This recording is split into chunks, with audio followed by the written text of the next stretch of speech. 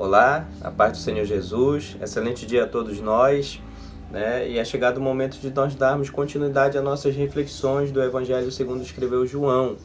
Hoje o capítulo 4, né? Maravilhoso. Quem nunca ouviu uma reflexão acerca da mulher samaritana, tá? Essa mulher que a Bíblia prefere não citar o nome, mas que ela é apresentada segundo a sua região, e que Jesus precisa quebrar muito dos seus preconceitos. Ela tem preconceito cultural, né? Ela não espera que a salvação venha dos judeus puros, como eram dados os judeus de Jerusalém, diferente dos judeus de Samaria, né? Outro preconceito é a questão do lugar, onde deve ser adorada. Jesus explica tudo isso a partir do versículo 23, que ele explica que não é tão importante o lugar, tá? O importante é quem é o adorador e a quem está sendo direcionada a sua adoração. Ele até cita que Deus procura verdadeiros adoradores, que adoram em espírito e em verdade. Logo depois desse momento, Jesus realiza uma cura maravilhosa também, diante do filho de um oficial. E é interessante que nesse capítulo todo Jesus trata alguns equívocos nossos religiosos. Esse oficial, ele queria levar Jesus lá, porque ele acreditava que a cura só aconteceria se Jesus fosse lá. Jesus quebra esse paradigma dele e dá uma ordem que o menino vai ser curado. E quando ele volta, no meio do caminho, ele descobre que assim foi feito. Para quebrar o nosso preconceito, né, de querer limitar Jesus aos nossos recursos, às nossas ideias. Jesus não está limitado àquilo que nós achamos ou pensamos acerca de Deus. Na verdade, Ele é Deus e Ele está acima do que pensamos ou imaginamos. Vamos para o texto? Capítulo 4, Evangelho de João, nova tradução na linguagem de hoje, fala assim a palavra do Senhor. Os fariseus ouviram dizer que Jesus estava ganhando mais discípulos e batizando mais pessoas do que João. De fato, não era Jesus quem batizava, e sim os seus discípulos.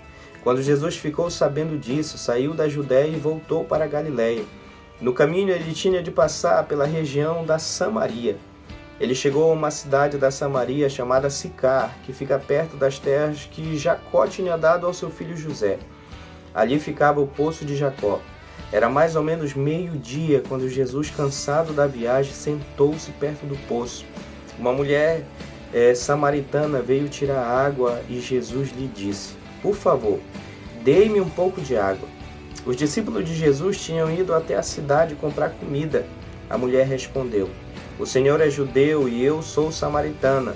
Então como é que o Senhor me pede água?" Ela disse isso porque os judeus não se dão com os samaritanos. Então Jesus disse: "Se você soubesse o que Deus pode dar e quem é que está pedindo água, você pediria, e ele lhe daria a água da vida." Ela respondeu: "O Senhor não tem balde para tirar a água e o poço é fundo. Como é que vai conseguir essa água da vida? Nosso antepassado Jacó nos deu esse poço. Ele, os seus filhos e os seus animais beberam aqui. Será que o Senhor é mais importante do que Jacó?" Então Jesus disse: "Quem bebe dessa água terá sede de novo. Mas a pessoa que beber a água que eu lhe der nunca mais terá sede, porque a água que eu lhe der se tornará nela uma fonte de água a jorrar vida eterna." Então a mulher pediu: "Por favor, me dê dessa água, assim eu nunca mais terei sede e não precisarei mais vir aqui buscar água." "Vá chamar o seu marido e volte aqui", ordenou Jesus. "Eu não tenho marido", respondeu a mulher. Então Jesus disse: "Você está certa ao dizer que não tem marido, pois já teve 5 e este que você tem agora não é seu. De fato, não é seu marido de fato. Sim, você falou a verdade." A mulher respondeu: "Agora eu sei que o Senhor é um profeta. Os nossos antepassados adoravam o Deus neste monte, mas vocês, judeus, dizem que Jerusalém é o lugar onde devemos adorar." Jesus disse: "Mulher, creia no que eu te digo. Chegará o tempo em que ninguém vai adorar a Deus nem nesse monte nem em Jerusalém. Vocês, samaritanos, não sabem o que adoram, mas nós sabemos o que adoramos porque a salvação vem dos judeus. Mas virá o tempo, e de fato já chegou, em que os verdadeiros adoradores vão adorar o Pai em espírito e em verdade, pois são esses que o Pai quer que o adorem. Deus é espírito, e os que adoram devem adorá-lo em espírito e em verdade. A mulher respondeu: eu sei que o Messias, chamado Cristo, tem de vir, e quando ele vier, vai explicar tudo isso para nós. Então Jesus afirmou: pois eu, que estou falando com você, sou o Messias. Naquele momento, chegaram seus discípulos e ficaram admirados, pois ele estava conversando com uma mulher. Mas nenhum deles perguntou à mulher o que ela queria, e não perguntaram a Jesus por que motivo ele estava falando com a mulher. Em seguida, a mulher deixou ali o seu pote, voltou até a cidade e disse a todas as pessoas: venham ver o homem que disse tudo o que eu tenho feito. Será que ele é o Messias? Muitas pessoas saíram da cidade e foram para o lugar onde Jesus estava. Enquanto isso, os discípulos pediam a Jesus: mestre, coma alguma coisa. Jesus respondeu: eu tenho para comer uma comida que vocês não conhecem. Então os discípulos começaram a perguntar uns aos outros: será que alguém trouxe comida para ele? A minha comida, disse Jesus, é fazer a vontade daquele que me enviou e terminar o trabalho que ele me deu para fazer. Vocês costumam dizer: daqui a 4 meses teremos a colheita, mas olhem e vejam os campos. O que foi plantado já está maduro e pronto para colher. Quem colhe recebe o seu salário, e o resultado do seu trabalho é a vida eterna para as pessoas. E assim tanto o que semeia como o que colhe se alegrarão juntos, porque é verdade o que dizem: um semeia e o outro colhe. Então mandei vocês colherem onde não trabalharam, outros trabalharam ali e vocês aproveitaram o trabalho deles. Muitos samaritanos naquela cidade creram em Jesus porque a mulher tinha dito: ele me disse tudo o que eu tenho feito. Quando os samaritanos chegaram ao lugar onde Jesus estava, pediram a ele que ficasse com eles, e Jesus ficou ali 2 dias. E muitos outros creram por causa da mensagem dele.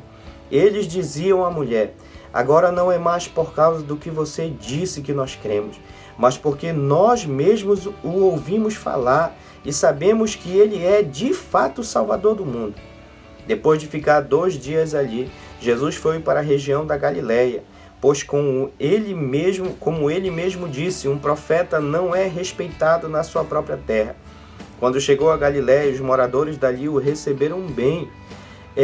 Que ele tinha ido à festa da Páscoa em Jerusalém e tinha visto tudo o que Jesus havia feito lá. Jesus voltou a Caná da Galileia, onde havia transformado a água em vinho. Estava ali um alto funcionário público que morava em Cafarnaum. Ele tinha em casa um filho doente.